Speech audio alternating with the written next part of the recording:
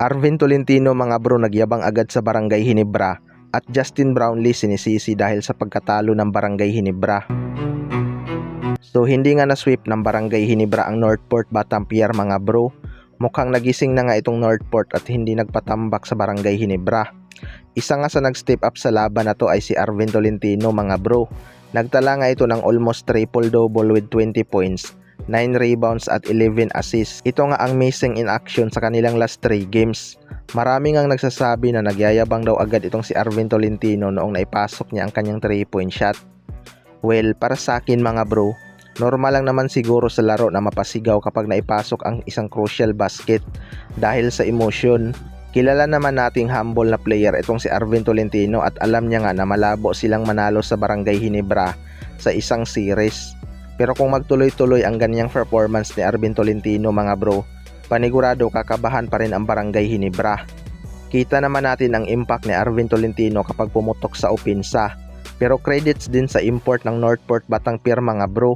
Kayod kalabaw talaga, mabuhat lang ang kanyang team.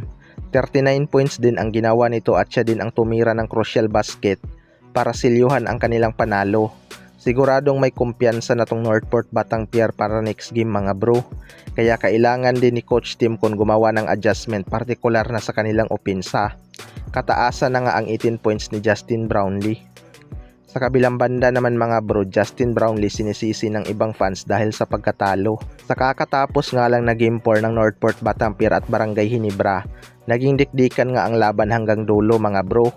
Nahirapan nga ang Barangay Hinebra kaya sa last 2 minutes, pumalo sa double digit ang lamang ng Batampier.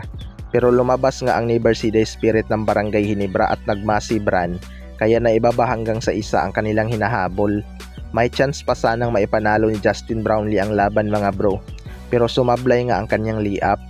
Kaya naglalabasan na naman ang mga utak talangka at sinisisi si Justin Brownlee. Well, para sa akin mga bro, normal lang naman siguro matalo dahil lumaban naman sila at nagpakita ng Never Say Die spirit.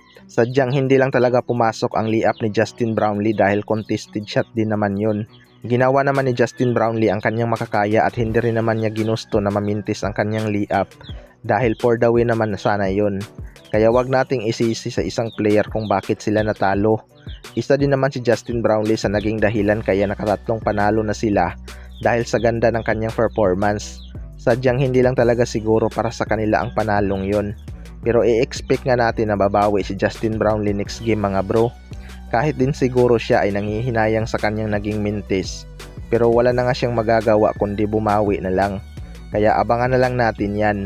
Kayo mga bro, ano masasabi nyo tungkol dito?